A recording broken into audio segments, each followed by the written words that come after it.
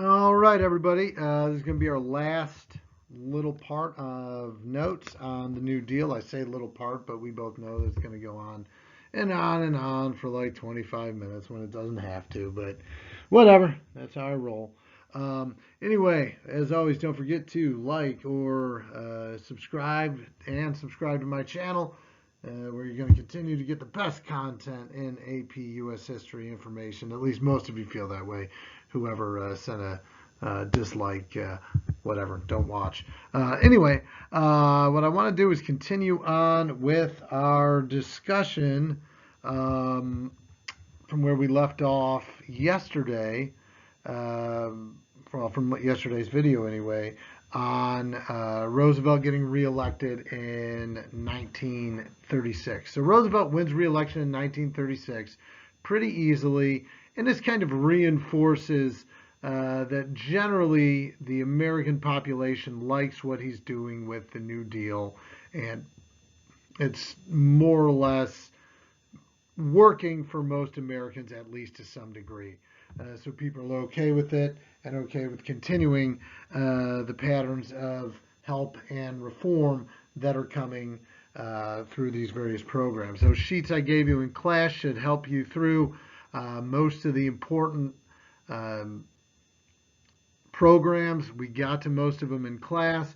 The only one that we didn't really get to in class that's kind of important is the Fair Labor Standards Act, which is also on that list there. This banned child labor and firmly established a minimum wage. Because remember, the minimum wage had been established in the National Recovery Administration, but since that was declared unconstitutional, the minimum wage went away. It's brought back with the Fair Labor Standards Act. So let's go ahead and get right to it. Today we're going to be talking about a little bit more of kind of the social outcomes from different groups of people in the New Deal. All right. A couple of things to talk about. First off, though, are some of the key moments in the presidency of Roosevelt. One we hear about a lot is something called the party shift. Sorry, that came in the wrong order. So we're going to talk about the party shift first. Um, there's a common misconception about what the party shift is. People tend to believe that the party shift, meaning the party shift with Republicans and Democrats, and I've heard you say this, is where the ideologies of the Republican and Democratic Party flip flopped. They didn't flip flop. Basically, what happens with the party shift is Roosevelt is much more liberal as a president. Now, what had been happening in the generations and time before is the line between the two parties was getting closer and closer. There still was their basic differences between Republican and Democrat, but you had progressives on both sides, and you had a lot of people on both sides that shared a lot of the same views, a lot of moderates. So what happens instead is when Roosevelt comes in, and as we see often, the direction of the party often shifts with its president.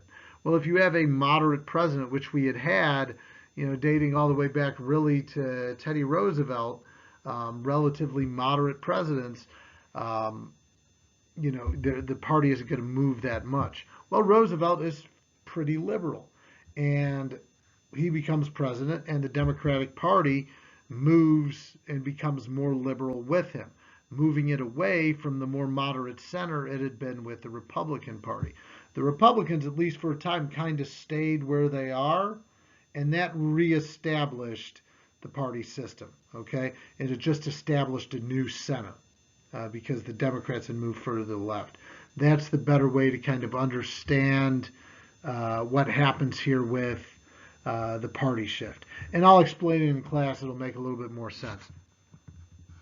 The biggest shift that actually comes um, at the time is African Americans becoming Democrats. And this is something that we'll get into.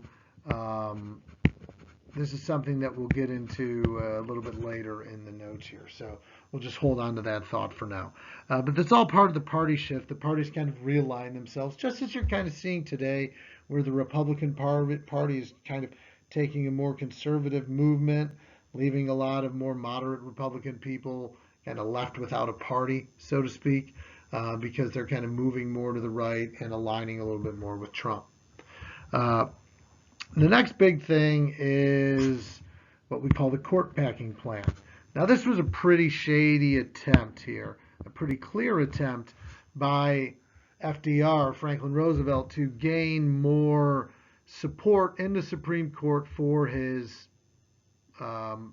New Deal programs. He was very upset that the Supreme Court determined that the Agricultural Adjustment Act and the National Recovery Administration were unconstitutional. So he determined that what we need to do here to fix that is to restructure the Supreme Court. So he sent a note to Congress to vote on, that we should add 6 justices to the Supreme Court. And of course, the president kind of picks who goes in to a certain degree.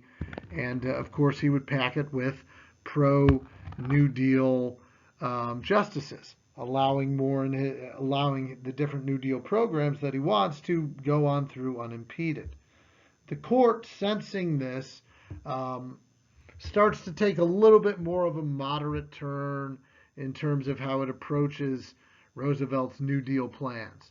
So they kind of uphold things like Social Security, the National Labor Relations Board, and others to kind of say, hey, we're not just striking things down because you're a Democrat and we don't like these liberal plans. We're going to take a better look at it. The court at that time was 4 pretty strong Republicans, 3 pro-New Deal Democrats, and then 2 swing votes. So things could go kind of either way for Roosevelt. The court today is 6-3 Republican, or kind of really 5 Republicans, 3 Democrats. Well, it's really 4 Republicans, 3 Democrats, and 2 kind of swing votes, but they're both Republicans. So in any event, whatever, that doesn't matter. The court packing plan ends up failing. Congress throws it out or defeats the bill, the concept, and Roosevelt's okay with that because the court has taken a more moderate approach by upholding some of the programs he pursued, like Social Security and the National Labor Relations Board. Now, I mentioned this the other day. One of the big problems that we discovered that happens in late 1937 is what's called the Roosevelt Recession. I'm not going to go into too much detail on this, but basically, a lot of the programs of the New Deal had kind of end dates, and many of them ended. So the government stopped kind of spending money, stopped pumping as much money into the economy. They quickly discovered that they had done that too soon, and the economy started to fall again. However, Roosevelt, being pretty shrewd in this sense, very quickly asked for kind of like an emergency relief bill of $5 billion. They pump that money back into the economy by putting more money in relief agencies and restarting some other relief agencies, and disaster of another recession, another serious recession, is averted. Okay? Now, the economy is improving, but we're still in the Great Depression, and it's important to note that. Okay? You can be in the midst of an economic downturn and have things get better for a while and then get worse again. It takes time to really get through all of that. But in any event, Roosevelt's quick action prevented this from getting worse, and we managed to avoid falling back to where we'd started from. So ultimately, by 1937, 1938, the New Deal is, well, not really by late 1938, the New Deal is effectively over. Okay? Many of the temporary programs had come to an end. Many of the long-standing or more permanent programs were well entrenched and in place by this time. And by 1938, for obvious reasons, Roosevelt's attention and the world's attention is starting to shift towards something else. That, of course, is the coming war with Germany and Japan, I guess, too. So Roosevelt's energies really by the late 30s start to move towards the problems abroad and the realization that ultimately the United States is probably going to be dragged into or have some involvement in a conflict overseas.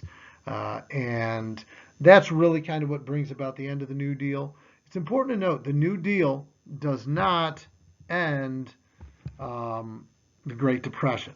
Okay? It does not end the Great Depression. It's World War II that ends the Great Depression, right? All the production and everything we start making for World War II. But the New Deal effectively changes the way the American people relate with their government. People become much more dependent on the government. New programs are established that obviously put an economic strain on the federal economy. If you look on page 698, you can see how big the budget deficits become versus federal budgets during the years of the New Deal in the late 1930s, mid to late 1930s. So what it really establishes is what we call the American welfare state, which of course exists to this date. Now, we think welfare is a dirty word, right? Think of the word welfare. Welfare talks about people, when we're talking about personal welfare. I'm concerned with your personal welfare. I'm worried about your health and all that stuff, right? Welfare doesn't mean poor people getting checks and money or anything like that. What the New Deal establishes, though, is that the government is going to be significantly more involved in people's day-to-day lives than had ever been before, and many would argue had ever been intended, by the framers and the founders of the country. Okay, now we have things like Social Security, which is, of course, the biggest financial burden to our economic system. Other programs that are going to cost a lot of money. Okay, we see all that stuff kind of established, and now the American people's dependency on the government is at levels that they've never been at before. And this is going to be really the new reality. It's going to continue to be like this, sometimes less, sometimes more. Like right now is time we're a little bit more dependent on the economy because of the pandemic and some other things. A couple years ago, we were a little bit less dependent on the government. Okay, it all kind of goes in cycles and ebbs and flows, right? The other big legacy of the New Deal is how it creates and strengthens many new interest groups. The primary interest group in America prior to the Depression had basically been corporate interests. In other words, groups that have the most say and influence in government. Because of the New Deal, you see the influence of a lot of other groups start to grow, particularly labor, to a lesser degree minority groups, women. So we see this legacy of the New Deal really kind of transform and change the way America works for the people. And there's just a picture of Roosevelt. He often did images like this. Obviously, he had his polio, so he's limited in how he could walk, but he would sit on top of the seat in a car, to really have a stature about him to look bigger and stronger and healthy and very regal in the way he stands and sits, straight up and that sort of thing. Roosevelt was very, very careful about presenting himself publicly because he knew that if he would be seen out often in a wheelchair, that would not be, that would not project a sense of strength for the American people. So you often see Roosevelt like this. In fact, most Americans, I would say, the average American didn't even know that he was often in a wheelchair until very late in his life. All right, so last little thing to talk about here is African Americans and women and other minority groups and how the New Deal impacted them. So, first off, let's talk about African Americans. Now, one thing I mentioned from the last slide is how the New Deal impacts Black Americans' voting habits. Okay. Now, if you think back to when African Americans got the vote, the Republicans were the party of Lincoln and Ulysses S. Grant, who were loved by African Americans. So, from the time African Americans first get the vote in 1870 through to the 1930s, they overwhelmingly vote as Republicans. They vote Republicanly. That's not even a word. But they vote Republican because, those are the people that got them their freedom and gave them that right to vote.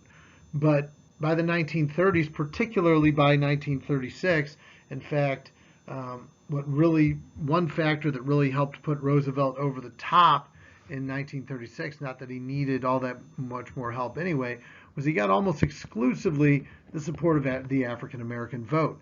In 1936 election, African Americans voted 90% Democrat.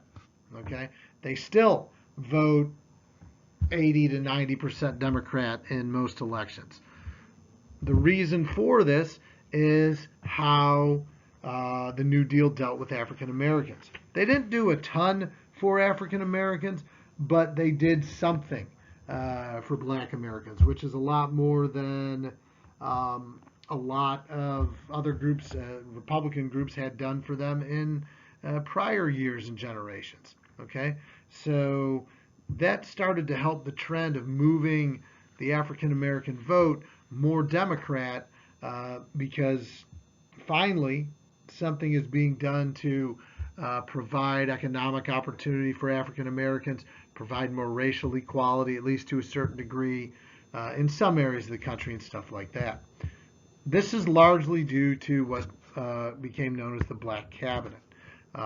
Roosevelt appointed a fairly decent-sized group of African American leaders to kind of like sub-cabinet positions. They weren't like cabinet members, but they were like undersecretaries and sub-cabinet members, meaning like there's the president and vice president. There's actually the Secretary of State and Undersecretary of State. In fact, there's several Undersecretaries of State. One of them actually went to Alter, not a current one, but under Obama. But anyway, this is the first time that you get a big coalition of African Americans that are given prominent roles, at least somewhat prominent roles within the government. And they would speak to Roosevelt, and particularly Eleanor Roosevelt, and talk to them about the conditions and the needs and the challenges of the Black community. So African Americans are finally feeling like the government is really kind of listening to them and wanting to represent them a little bit more. And this is, again, what kind of establishes that long relationship between African Americans and the Democratic Party, which, of course, still exists today. Another group we haven't talked about for a while, since we got rid of all of them, was Native Americans, which was way back in Chapter 16. Well, Native Americans actually get something kind of positive for them going through the New Deal, through something called the Indian Reorganization Act. Now, this needs to make you kind of think all the way back to Chapter 16 in the Dawes Severalty Act, which I believe was like a super important AP point. The Dawes Severalty Act is where Native Americans were given land, given their 260 or 160 acres of land if they agreed to sever ties with their tribes. That was a way to kind of ruin tribal unity, and so white people could come in and take more Native American lands. The Indian Reorganization Act in 1934 basically granted lands back to Native Americans that they could own as a tribe rather than being forced to own them individually, meaning Dawes Severalty is no longer existent, right? We can erase that from history. You like how I did that there? You like that? So the Indian Reorganization Act gives tribal lands back to Native Americans and allows them to kind of collectively own land. It doesn't really do much for a while, but by the 60s and 70s, Native Americans really start to benefit from this, And then later on, when they start opening up casinos and things like that on native lands, it becomes a good opportunity for some economic progress. Because Native Americans then, and to some degree still today, are the most impoverished minority group in the United States, and still deal with a lot of the problems like alcoholism and other things that they had, long ago. Then finally, we talk about women's role and the New Deal. Just a couple things here. The New Deal did not a whole lot for women. It didn't discriminate against women, but it didn't really do much specifically to help them out. Okay, New Deal programs were created to help the present society. So present society, of course, is white males, and this is in the 1930s, white males at the top, and so on and so forth down. Okay, and the priority is to kind of reestablish that reality. So you're going to see limited gains for women, but the positive thing about the New Deal is it doesn't really do much to discourage women. Okay, it's not a discouraging thing for women. In fact, there are some pretty important things that happen under Roosevelt's presidency and the New Deal. Number one was Frances Perkins becomes the first ever female cabinet member. She becomes Secretary of Labor, which was a newer cabinet position. So we get our first female Secretary of Labor. There was a woman, I forget her name, but she's not that important. But well, she is, but she's not. There was a woman from what state was she from? I want to say Wyoming, but I don't think that's right. Hattie Caraway from Arkansas became the first woman elected to the Senate. So we're seeing advancements made for women here and opportunities, and that's a very positive thing. And probably the biggest is actually the First Lady. Eleanor Roosevelt comes to redefine the role of the First Lady in government. Now, the primary responsibility of the president's wife had always been to kind of be the host and be a wife and be a gracious person when people come and visit the White House and stuff like that. Be a stateswoman. Eleanor Roosevelt redefines the role of the First Lady. She's the first First Lady to really go out and really get involved in the goings-on of America. She kind of establishes the tradition of the First Lady, getting behind a particular cause and promoting that cause during their presidency. Obviously, for Eleanor Roosevelt, it was helping to promote the New Deal programs and getting America back on its feet. But most, if not all, First Ladies after that have taken a much more active approach to what they can do as the president's wife and getting their voices heard. Some more than others, obviously, but Eleanor Roosevelt was really kind of the first one. And part of the reason for that is because of her husband's ailment. A lot of the public appearances and things that maybe you would think the president would make, Eleanor Roosevelt did that instead because Franklin Roosevelt was a little bit reluctant at times to be seen in public because of his limitations with the polio. So Eleanor Roosevelt often stepped into that role and did a very good job of it, played a very, very active role, and genuinely redefines the role of the First Lady. Okay, so that is it for Chapter 24. We'll have the test next. I've also already got the notes up from Chapters 25 through 28. They might sound a little bit weird because they're from last year, but I figure it's mostly the same stuff, so there's no point in reinventing the wheel on that. But I encourage you to watch those ones, like and subscribe, and do all that good stuff. We'll see you back with new stuff, I guess, again, and way down in Chapter 29 here. So that's that. See you later.